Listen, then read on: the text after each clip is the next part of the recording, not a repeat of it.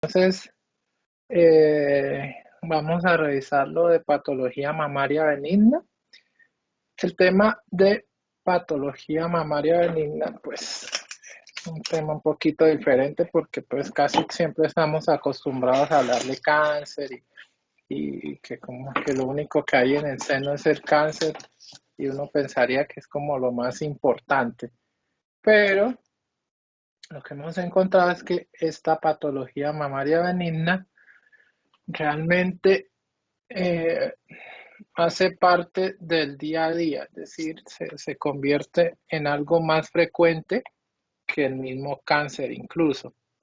¿Cuál es el problema que hemos tenido con la patología mamaria benigna? Básicamente, el problema radica en que ha sido podríamos decir, una patología poco estudiada, poco entendida y lógicamente, pues el cáncer sigue siendo mucho más importante, entonces se ha desplazado mucho y es poco lo que se ha descubierto o se ha estudiado la patología mamaria benigna. Si ustedes empiezan a mirar el origen de toda la patología mamaria benigna, lo único que se dice es que es por los cambios hormonales, ¿cierto? Que ocurre por cambios hormonales y que no hay otra razón, entonces nadie explica nada de esto. Y la terminología ha ido variando, porque ustedes van a encontrar que algunos hablan de displasias mamarias, condición fibroquística y otra cantidad de cosas que en últimas parece que son referentes al mismo tema. Esta patología mamaria implica varias enfermedades, incluso actualmente, a partir de la última revisión que se hizo de, de lo que es el TNM, mama y todo esto, eh, la nueva clasificación incluso incluyó algo que estaba dentro de la patología mamaria maligna, pero que hoy hace parte de la patología mamaria benigna y es el carcinoma lobulillar in situ. A pesar de que esto es un carcinoma, pues se considera una patología benigna porque su manejo es como el de una patología benigna y no como un cáncer.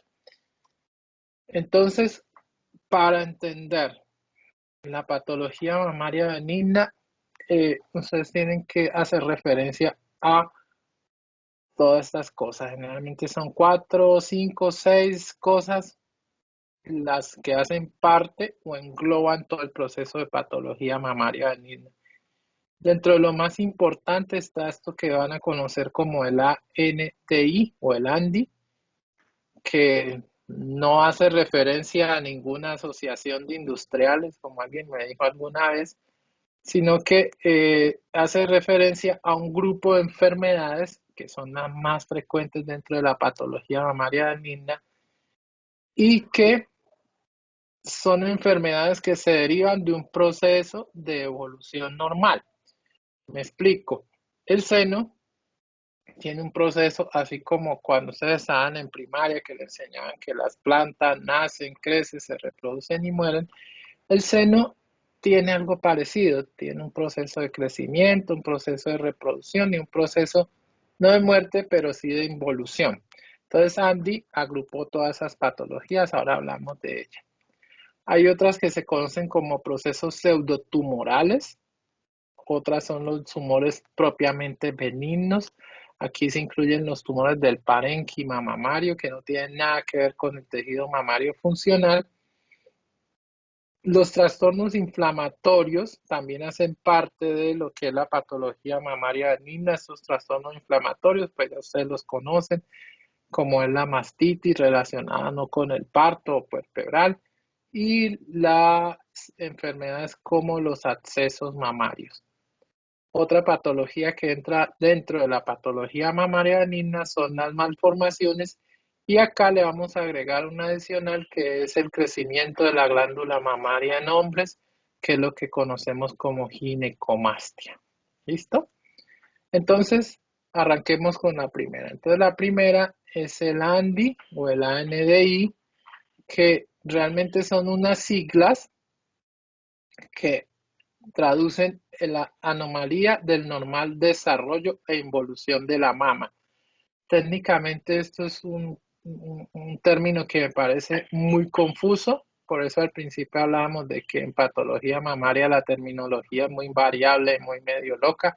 Entonces esto dice anomalías, pero anomalías normales.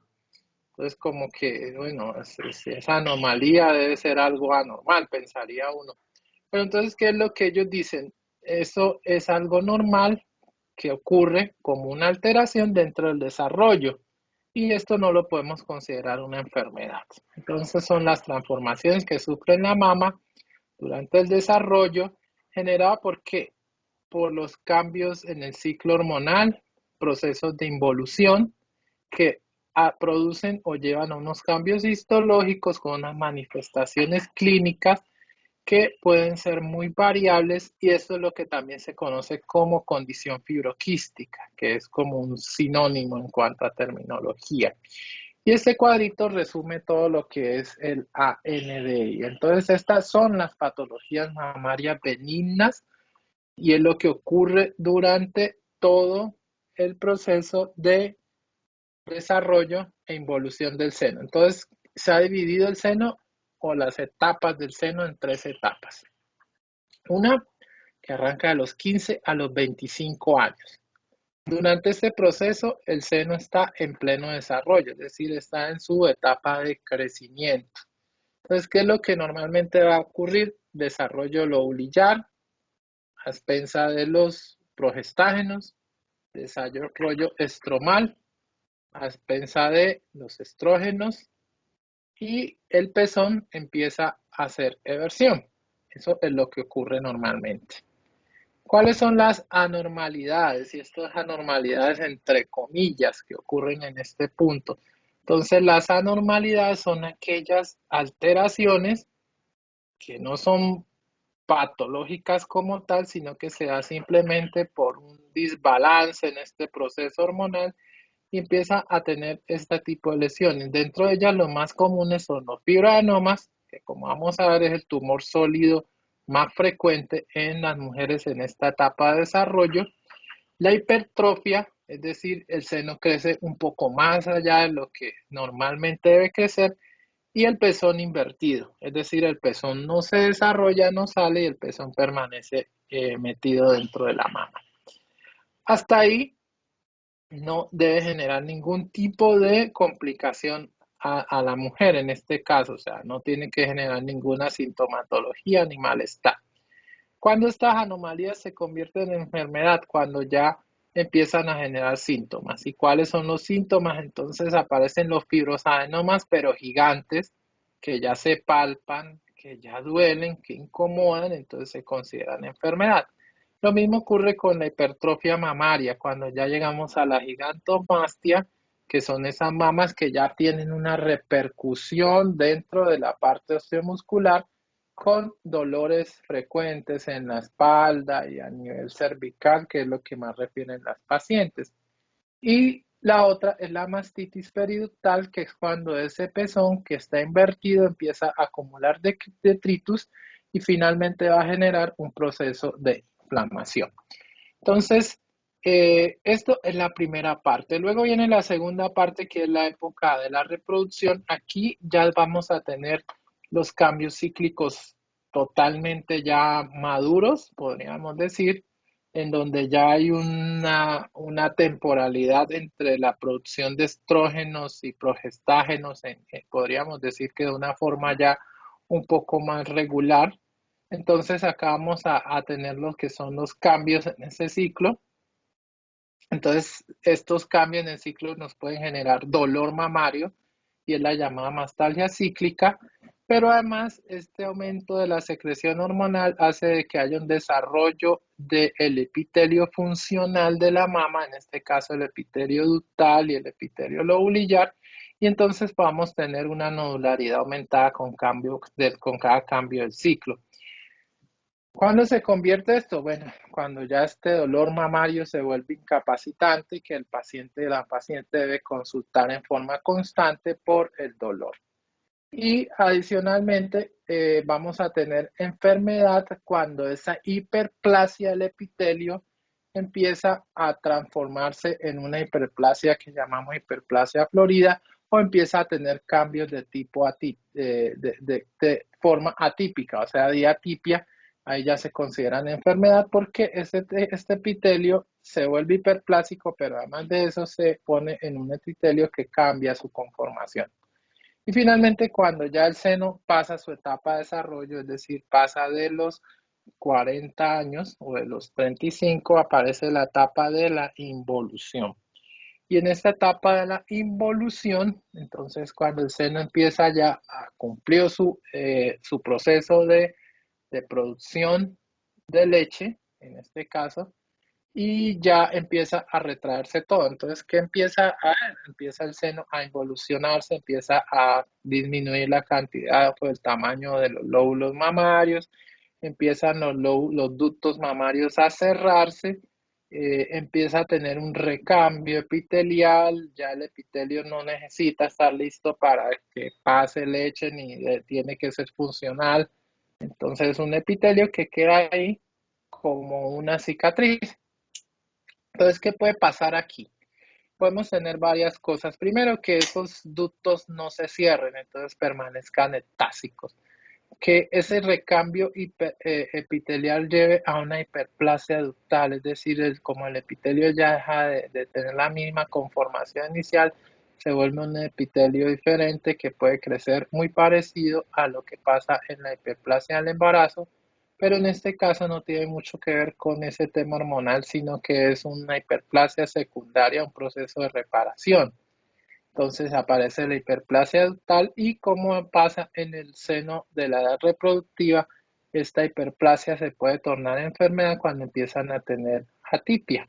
Y las otras es las ectasias ductales que también pueden generar mastitis porque en la ectasia lo que tenemos nosotros es una dilatación de los conductos que nunca se cerraron y empiezan a acumular elementos de tipo inflamatorio como células inflamatorias, valga la redundancia, células de tipo graso y otro tipo de detritos celulares que generan un proceso inflamatorio y en ese caso ya se considera enfermedad.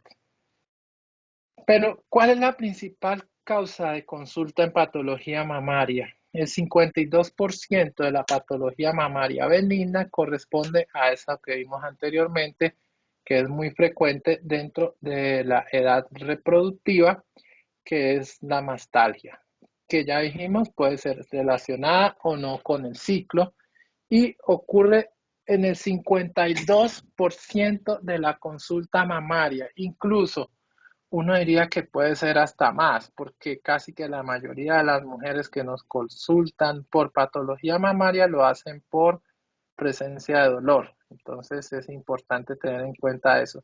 Y algo que es muy importante también es que el dolor mamario no está relacionado con cáncer, al contrario de lo que la mayoría de gente piensa de que el hecho de que tenga dolor implica una enfermedad grave, no.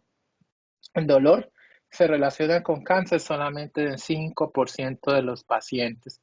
Y es un dolor que llega a ser incapacitante, es decir, enfermedad en el 17% de las pacientes. ¿Qué es lo que hemos encontrado respecto al dolor? Que el dolor mamario, pues, parece ser un origen multifactorial, pero si ustedes ven en la parte de arriba aparece algo que es el estrés, o sea, la ansiedad que genera el dolor mamario se convierte en un círculo vicioso que genera estrés y que este estrés, ¿qué es lo que nos produce? Nos produce aumento de las catecolaminas, es decir, esa sobreproducción de catecolamina parece que aumenta la sensibilidad mamaria y ese aumento de la sensibilidad mamaria se traduce simplemente en dolor mamario. Hay otros eventos que pueden afectar, miren por ejemplo hacia donde dice oral, elementos como algunos alimentos que aumentan también la producción de catecolaminas, dentro de ellos las bebidas oscuras, que son las metilxantinas, las nicotinas, las tiraminas, que tienen el café y el cigarrillo, parece que aumentan las catecolaminas, y ese aumento de las catecolaminas también genera aumento de la sensibilidad. Hay otros elementos también que están relacionados con el dolor, como es la falla de todo lo que opone la producción de estrógeno. Dentro de eso se dice que cuando nosotros utilizamos estrógenos de tipo exógeno, parece que algunos alimentos tienen contenidos de estrógenos. Ellos hacen lo que se llama una oposición a el trabajo de los estrógenos. Entonces ellos hacen hacen una posición, sino no se oponen a un bloqueo estrogénico, sino que facilitan la acción de los estrógenos a nivel de la mama, y esa sobreproducción de estrógenos también lleva a un aumento del dolor mamario.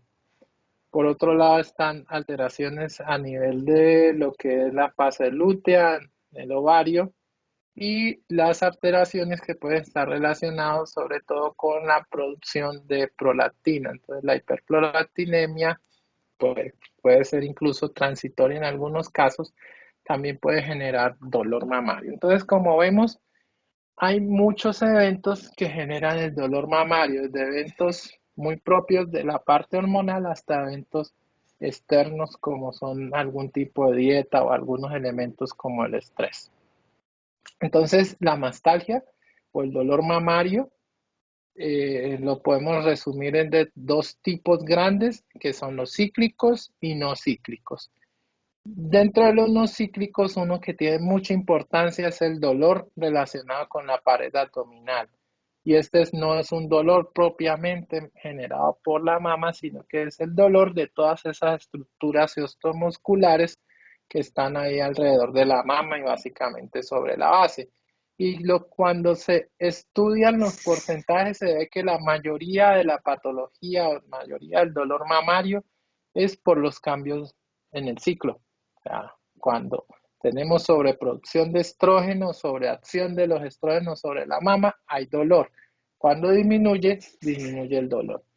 Están las no cíclicas, que son el 64%, y miren esto, el dolor de la pared torácica que está dentro de las no cíclicas corresponde a casi la mayoría de la patología del dolor mamario no cíclico.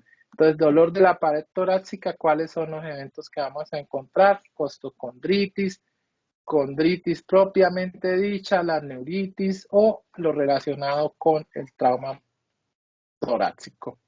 Entonces, es importante ver cómo la gran mayoría de esta patología, entonces, si ustedes miran el origen, ya se pueden dar cuenta cuál sería el tratamiento ideal.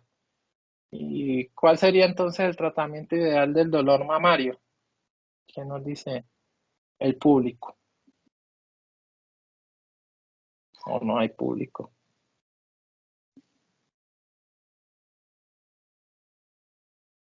Si están ahí, existen. A ver, Doc, Laura. sería, Bueno, David. Ajá. no pues, sería con tratamiento pues hormonal, terapia hormonal combinada. Terapia hormonal. Pero de estos, ¿cuál es el que más frecuentemente van a encontrar? El cíclico. Cíclico. Ok. ¿Y el de abajo que dice 97% le llama la atención? Sí. Casi que está llegando a ser el 100% si lo tenemos en cuenta, pero hay un tema importante. Entonces, el cíclico, ustedes me dirán si un tratamiento ideal sería el bloqueo hormonal. ¿Sí? Entonces uno dice, sí, bueno, entonces bloqueamos las hormonas. Pero entonces, por eso les hago esa pregunta, porque lo primero que uno piensa es lo que dijo David, el tratamiento debe ser hormonal de acuerdo a esto. pero la respuesta es que no. Entonces los estudios que han mostrado de que ese dolor que se produce por el desbalance hormonal es un dolor que cede al tratamiento con AINES, entonces ya eso le fue abriendo más campo de acción a los AINES, porque ya tendríamos unos dolores que son cíclicos que responden a los AINES y otros que también son muy frecuentes en las mujeres, que son los de pared torácica o los osteomusculares, que también responden a los AINES. Entonces, resulta este cuadrito. Entonces, miren este cuadrito. Entonces, ahí ustedes van a ver, por ejemplo, metilsantinas, no tiene como mucho efecto. La reducción de la grasa en la dieta, que ya decíamos que la grasa tiene algo que ver. Miren, dentro de la parte cíclica parece que tiene efectos, combinadas tiene también ningún efecto, sin efectos colaterales. Estos medicamentos como el aceite de rosa de primavera que se inventaron incluso aquí dentro de las guías de patología mamaria colombiana todavía aparece el tratamiento con Evening Primrose Oil, o van a leer ahí en esas guías que dice EPO. Mire que el EPO realmente eso no sirve para mucho. Pues miren lo que ha mostrado el estudio, dice 58% de eficacia en las cíclicas, en las no cíclicas muy poquito y con efectos colaterales adicionales. ¿Sí? El danazol, que es el hormonal, muy bueno para el cíclico, para el no cíclico, pues lógicamente no tiene nada, pero miren lo que pasa con los tratamientos hormonales, efectos colaterales importantes, más o menos del 30%. Y si ustedes ven los otros tratamientos hormonales, para parar ahí un momentico, miren al final el tamoxifeno, buenísimo para la cíclica, eso responde porque pues la respuesta y es por eso les doy la razón de que el tratamiento cíclico sería el mejor, pero el problema son los efectos colaterales. Entonces, efectos colaterales con tamoxifen 65%. Pero ¿qué pasó con los AINES? Mire, sirven mucho para las dos terapias combinados en 92%, reducen el dolor en la parte cíclica y en la no cíclica sin efectos colaterales. Si uno mira toda esta columna del lado de la última, que es la columna, la tercera, donde dice combinado, la que mejor respuesta tiene en ambos eventos es los AINES, los analgésicos. Y si uno mira los efectos colaterales, pues son nada. Entonces sería como el elemento más importante o lo primero que ustedes deben recomendar en el manejo del paciente con dolor mamario. ¿De acuerdo? Entonces, eso combinado con unos cambios de hábito, mire lo de la reducción de las grasas, también tiene un efecto importante, la reducción de las santinas tiene también un efecto importante que llega a ser del 83%.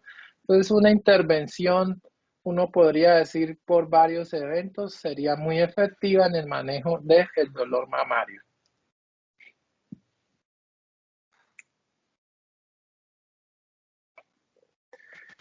Definitivamente qué cosas nos han enseñado que se utilizaban y que ya se comprobó que no sirven, pues miren, los diuréticos realmente no sirven. En algún momento se dijo que el dolor mamario era por congestión del seno, entonces una forma de manejarlo era descongestionarlo y generalmente pues lo que se vio es que no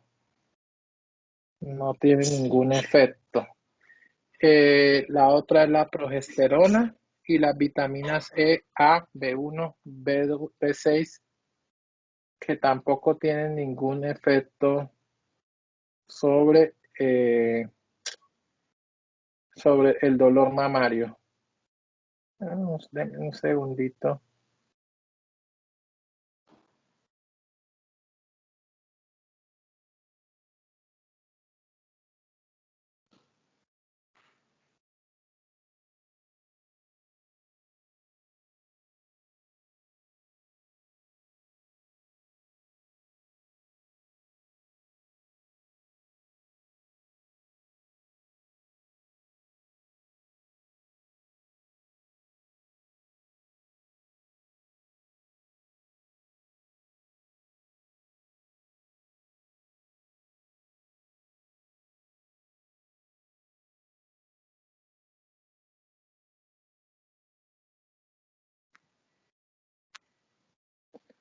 Bueno, entonces eso de las vitaminas E, A, B1 y B6 parece que tampoco tiene ningún efecto sobre el dolor mamario. Entonces, ¿qué se ha hecho en el dolor mamario, en la patología mamaria benigna? Entonces, desde el punto de vista histológico, pues hay unas cosas que son unos cambios. Y hacia el año 1985, estos patólogos del grupo de Bonnie Page hicieron esta publicación en el New England Journal of Medicine.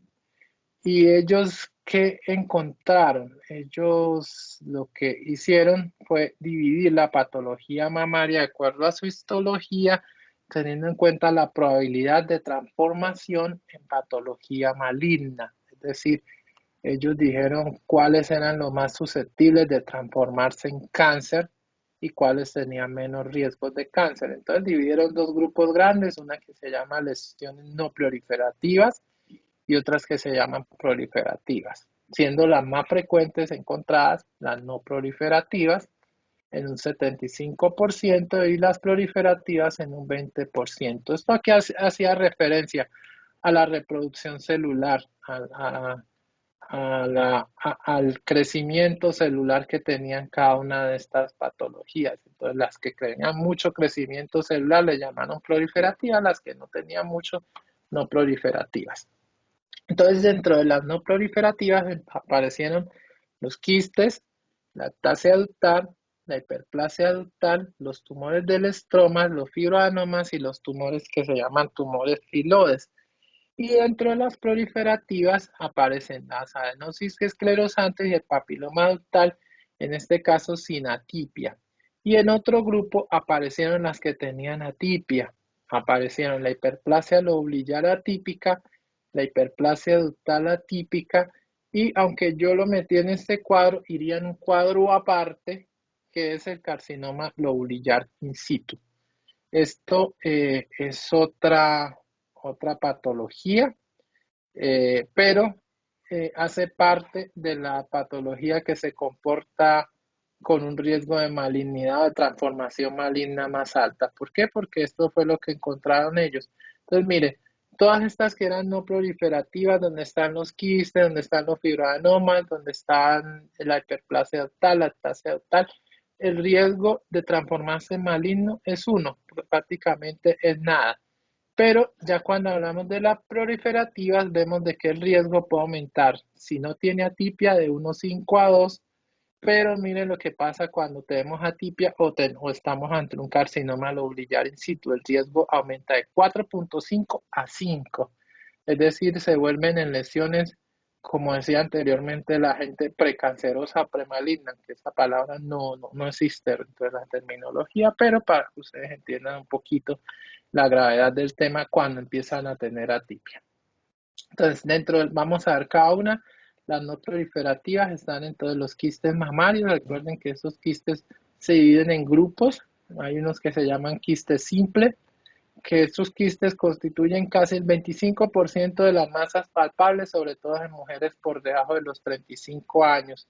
Es mucho más frecuente encontrar nosotros quistes que encontrar otro tipo de lesión. Casi siempre cuando una mujer se toca una masa hace referencia a quiste, o por lo menos en la tercera parte de las veces es generada por un quiste.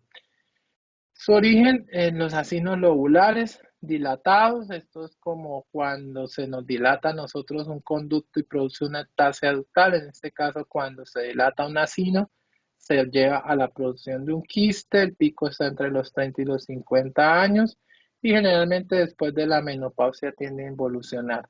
Pero hay otro tipo de quistes que se llaman quistes complicados. ¿Y cómo nosotros los podemos clasificar? Por la ecografía. Entonces, esos quistes complicados son unos quistes que tienen bajo riesgo de malignidad, pero su característica, a diferencia del otro que era un quiste totalmente negrito el contenido, este es un contenido con cositas blancas en el interior y presencia de una masa ahí en la pared posterior. Ahí como el líquido empieza a cambiar. Entonces, esto es lo que se llama quiste complicado. Realmente esa es la imagen típica de un quiste complicado, son detritos generalmente flotantes. Eso lo que indica es que el contenido líquido del quiste empieza a cambiar su característica. Podemos tener nosotros aquí septos que se ven como una rayita, generalmente son muy delgadas y estos quistes no tienen posibilidad de tener cáncer y el seguimiento pues se hace con ecografía dentro de 3 a 6 meses, que es lo que se llama un BIRAS 3. Pero hay otros quistes que ya no son ni simples ni complicados, sino que se llaman quistes complejos. Son los que corresponden a un BIRAS 4 y ellos sí tienen un alto riesgo de malignidad de un 20 a un 25%. ¿Y cuál es su característica? De que tienen una masa en el interior.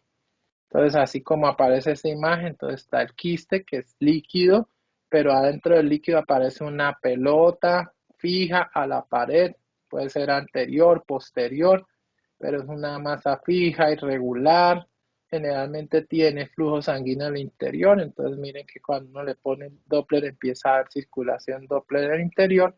Estas lesiones hay que biopsiarlas, ¿por qué? Porque la posibilidad de que tengan cáncer está entre un 20 a un 25%.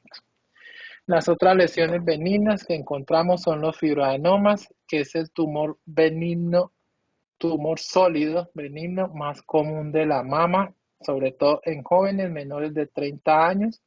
Tiende a ser único, pero puede ser múltiple en la mitad de las pacientes, aunque la mayoría de veces se toca un solo nódulo, a veces o casi siempre hay más de uno por ahí dando vueltas. Entonces, estos se originan en los lóbulos mamarios y son tumores mixtos porque tienen contenido epitelial y contenido estromal.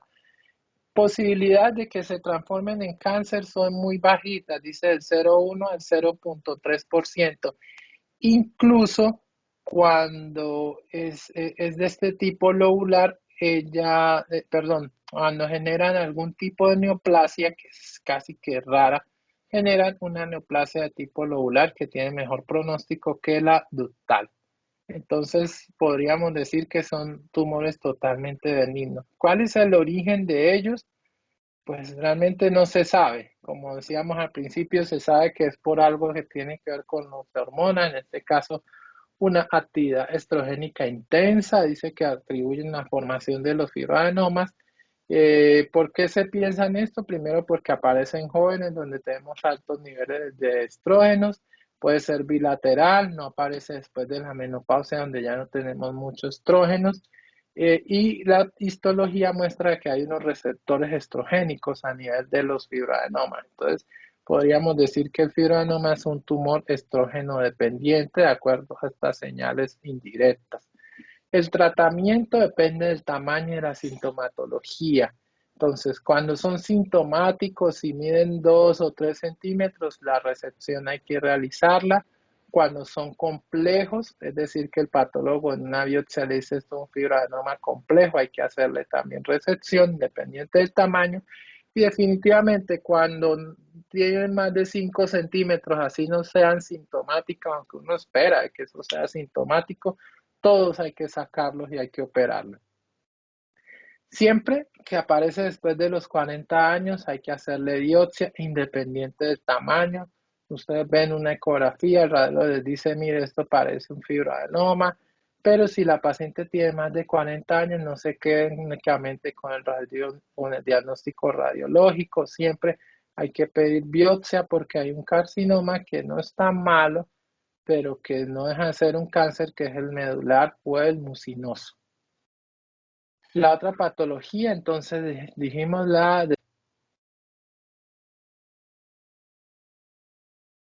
decíamos, después de que ya llega el proceso de involución, después de los,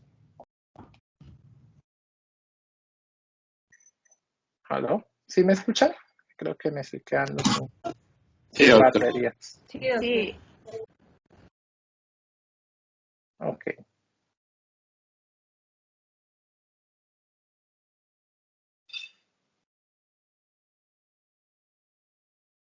Un segundito. ¿Me dan 2 segundos? Voy a cambiar de audífono, que es que creo que me están descargando estos.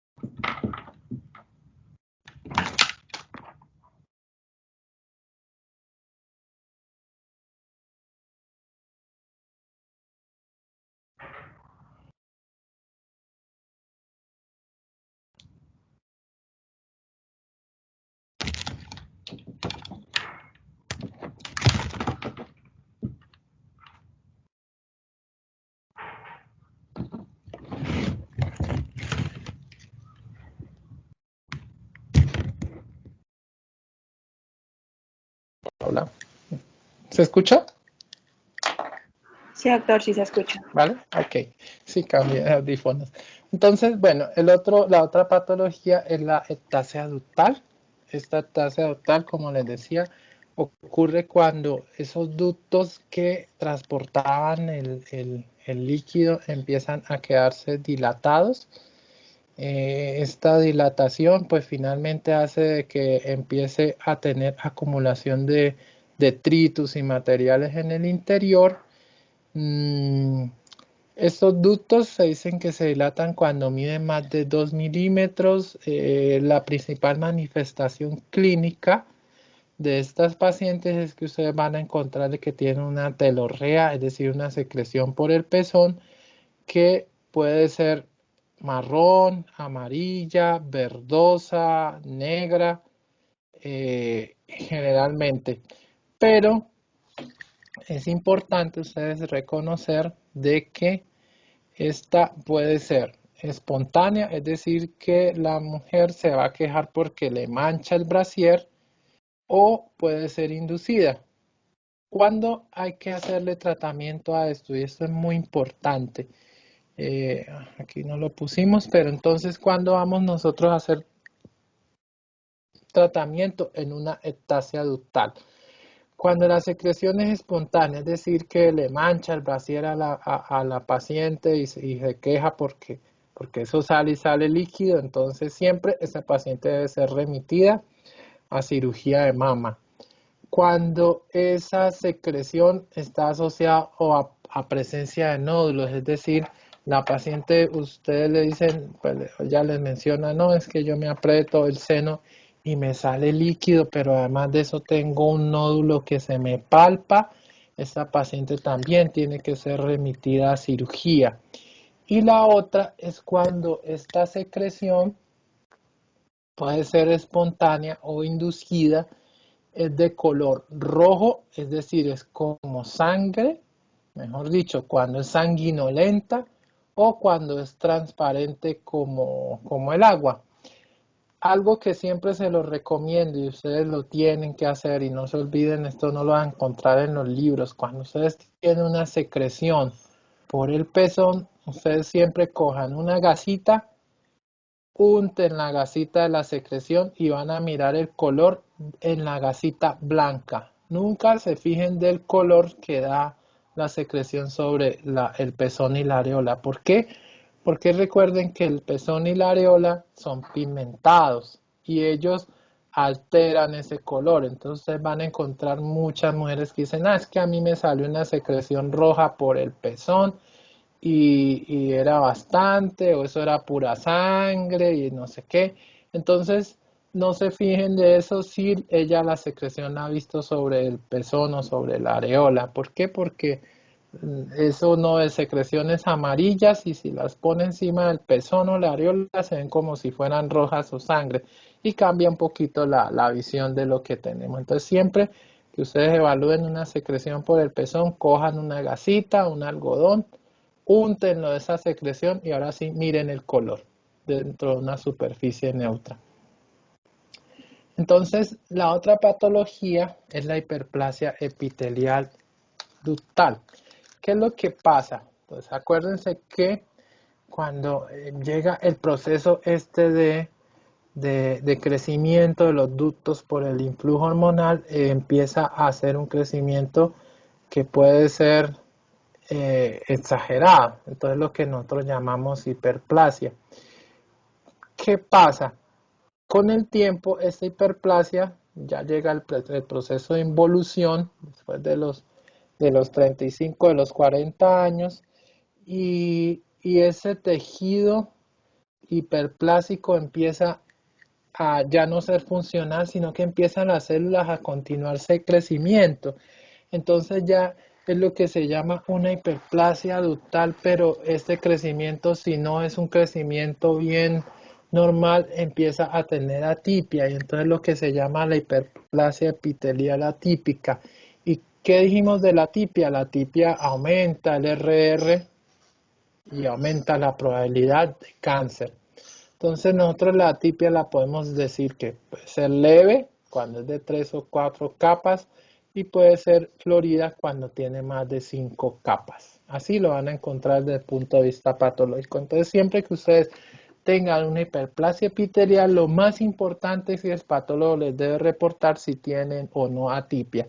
Si la hiperplasia está asociada a atipia, porque la manifestación de estos son nódulos, siempre la paciente tiene que ser llevada a cirugía. Entonces, si ustedes ven en una biopsia de un nódulo que tuviera una paciente de 60 años, le pidieron un nódulo, le pidieron una biopsia y la señora le llega con un reporte de hiperplasia epitelial atípica, esa paciente tiene que ser llevada a cirugía y a resección de ese nódulo, porque ¿qué pasa? Cuando no se reseca ese nódulo atípico, luego se convierte en un carcinoma, que puede ser in situ o un carcinoma de tipo invasivo, así como muestran las gráficas. Entonces, el seguimiento es ecográfico. Si el nódulo es pequeño, se puede hacer seguimiento y siempre hacerle biopsia. Si le hicieron biopsia y la hiperplasia no tiene atipia, ustedes lo pueden observar, pero si ese nódulo empieza a crecer y si la mujer es mayor de edad o tiene antecedentes importantes, familiares o algo de cáncer, no duden en hacerle resección de ese nódulo. El otro tumor que vimos por allá, que era de los no proliferativos, es el tumor filodes. Este tumor filodes es un tumor que es muy fácil de reconocer. ¿Por qué? Porque es una masa grandísima. Ustedes lo que le van a encontrar y la historia típica es que la paciente le va a decir que fue una masa que le creció muy rápido, ¿sí? Tenía una masa chiquita y en 6 meses tienen algo así como la señora que está ahí en la foto. Entonces la mayoría de personas piensan de que están ante una enfermedad, un cáncer maligno, una enfermedad bien grave, pero no. Esto es un tumor filoide. Problema, que cuando ya crece así como está en este caso de la paciente, pues el manejo conservador va a ser muy complejo. Es decir, nosotros ya con un seno tan grande y tan invadido, la probabilidad de que nosotros le conservemos esa mama va a ser muy, muy poco probable. La mayoría de estos pacientes en un seno como este, toca hacerles mastectomía con reconstrucción inmediata, es decir, ustedes le pueden poner prótesis y hacerle el arreglo normal a la señora de la masa. El diagnóstico, siempre hay que hacer una biopsia. La biopsia se hace una biopsia excisional. La biopsia con aguja Trucut en este tipo de pacientes, es decir, la biopsia con aguja fina o aguja Trucut muchas veces no sirve porque la histología del tumor filodes confunde mucho. Los patólogos muchas veces no nos dan el diagnóstico exacto, lo confunden con fibroadenomas. Entonces, se recomienda de que uno debería hacer una biopsia con excisión de márgenes de más de 1 centímetro, de márgenes de 1 centímetro, y siempre la resección también debe ser incluida unos márgenes amplios para evitar la recurrencia. Este tumor tiende a recurrir cuando no se saca del todo, entonces hay que operarlo, sí, pero no es un tumor maligno. Sí van a escuchar de que existen algunos tumores filodes que tienen componente maligno, desafortunadamente posibilidad de malignidad en estos tumores es por debajo del 5%, casi que el 95% no tienen células malignas. Cuando se asocia a malignidad dentro del estudio histopatológico, sí es importante el seguimiento estricto de los pacientes, sobre todo la posibilidad de metástasis pulmonares, que es donde más se encuentran en este tipo de lesiones. Las otras lesiones que nosotros encontramos como patología benigna son las proliferativas. Dentro de las proliferativas, las más frecuentes son esta, que es la adenosis esclerosante. Es una enfermedad de ya mayores de edad, pero la característica típica es que esos lobulillos mamarios empiezan a tener infiltración y fibrosis, entonces empiezan a hacer calcificaciones, y si ustedes les hacen una mamografía a estas pacientes, lo que le va a reportar la mamografía son las microcalcificaciones. Y recuerden que las microcalcificaciones son una de las manifestaciones, sobre todo del carcinoma in situ, que es el que nosotros diagnosticamos por microcalcificación. Entonces, muchas veces esto se confunde con cáncer. Todas estas pacientes terminan con biopsia guiada por estereotaxia, es decir, biopsia hecha en equipo de mamografía, porque tienen una probabilidad o una imagenología muy sugestiva de cáncer. ¿Qué es lo que pasa? Entonces nosotros vemos de que hay depósitos de calcio, lo que les digo, se confunde con carcinoma in situ. Hay microcalcificaciones con asimetrías, por lo que esto simula mucho el cáncer. Entonces, cuando ustedes tienen una biopsia con una adenosis esclerosante, casi que la mayoría de patólogos les van a pedir a ustedes una confirmación por inmunistoquímica, es decir, buscar otros marcadores que les aseguren de que lo que tienen enfrente no es un cáncer. Entonces es importante eso. La otra patología es el papiloma intraductal. Este papiloma intraductal es un tumor pequeño, ¿sí?, que crece en los conductos galatóforos de la mama, generalmente en mujeres entre los 35 y los 55 años. Hagan de cuenta una, como dice la gente, una tetica que crece dentro de los conductos mamarios. Generalmente ellos son por una proliferación epitelial que ocurre en forma importante.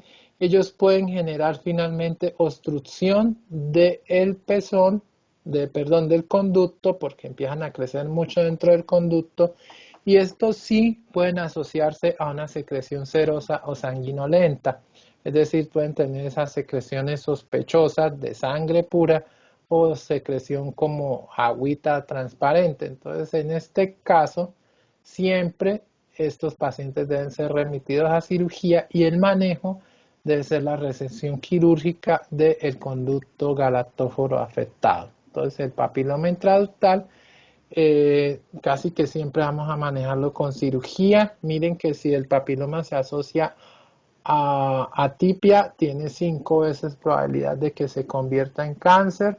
Si no tiene atipia, la probabilidad son 2 veces, es decir, el RR que hablábamos se aumenta al doble.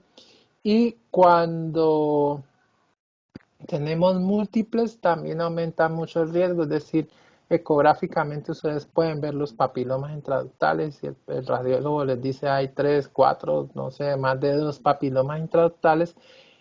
La posibilidad de que el paciente tenga o llegue a tener una neoplasia a partir de estos papilomas, pues aumenta en 3 veces, y si tiene atipia, pues se aumenta a 7 veces. Entonces, con esto ya saben que los papilomas múltiples hay que llevarlos a cirugía, los papilomas con atipia hay que llevarlos a cirugía, y los papilomas asociados a secreción serosa sanguinolenta hay que llevarlos a cirugía. Finalmente están las lesiones atípicas, que ya vimos son las que tienen más riesgo de cáncer. Dentro de ellas entonces está la hiperplasia lobulillar, que ya hablamos un poquito, la hiperplasia lobulillar que puede ser atípica. La ductal, pues ya vimos también la parte como el conducto mamario empieza a tener crecimiento de células anormales. Acá está otra vez la gráfica. Finalmente esas células se tornan atípicas, entonces van a desarrollar cáncer. Manejo de la hiperplasia lobulillar o ductal atípica es la resección quirúrgica de la masa completa. No es una cirugía oncológica, pero sí es una cirugía que hay que hacer. Y por último, dentro de los cambios histológicos está entonces el carcinoma lobulillar in situ, que, como les decía, dentro de la clasificación anterior del TNM, de la histología mamaria, se tenía como una patología maligna por ser un carcinoma, pero ya sabemos de que esto no es un carcinoma, sino un marcador histológico, con un riesgo alto sí de que se convierta en cáncer, más o menos en un 21%. ¿Qué tratamiento se hace aquí? Pues realmente tampoco, como no es un cáncer, no hay un tratamiento estandarizado. Hay tratamientos como la quimioprofilaxis, que es lo que se ha promulgado, que es darle a los pacientes un tratamiento prolongado con tamoxifeno, es decir, con bloqueadores estrogénicos durante 5 años. La otra es la observación, mirar que no cambien, estarle haciendo ecografías y mamografía frecuente, que es el tratamiento que menos aceptan los pacientes, o hacer una mastectomía bilateral con reconstrucción inmediata, es decir, una mastectomía subcutánea, se preserva parte de la piel y se reemplaza todo ese tejido mamario por una prótesis. ¿Con cuál se ha logrado menores tasas de recurrencia? Pues definitivamente lo mejor que ha resultado es la mastectomía bilateral. La recurrencia está por debajo del 5%. En las otras, como en la quimioprevención y en la observación, pues la posibilidad de que se vuelvan cancerígenas sí es un poco mayor. En la quimioprevención nosotros vamos a encontrar que más o menos el 15 o el 10% de los pacientes llegan a tener un cáncer lobulillar, y en la observación pues sí no hay cifras medidas, pero se piensa que es mucho más del 20%. ¿Cuáles son las otras patologías benignas? Entonces ya dijimos la secreción por el pezón. De aquí vamos a pasar muy rápido porque ya recuerden que las secreciones por el pezón, las más graves son estas, la sanguinolenta o serosanguinolenta o la acuosa con un ORD de 2.2. También las que se asocian a masa, hay que operarlas, por eso todas tienen que ser llevadas a valoración por cirugía, y las que son espontáneas pues también tienen un riesgo alto de que sean patológicas y también toca hacerles manejo quirúrgico. ¿Qué cosas no sirven? Miren que la citología no sirve para el estudio. Anteriormente se decía, no, es que si tiene una secreción por el pezón hay que tomarle muestra y hacerle citología y si son células malignas. Falso, no se ha encontrado eso y la probabilidad de que salgan células malignas es muy baja, a pesar de que la paciente puede tener una patología maligna que esté generando esto. La galactografía se utilizaba mucho para las lesiones múltiples periféricas, tampoco se habla mucho ahora de la galactografía, y el tratamiento pues es la extirpación del conducto terminal y la resección del mismo. Yo creo que eso es todo. No sé si tienen preguntas sobre patología mamaria benigna. ¿O quedó claro?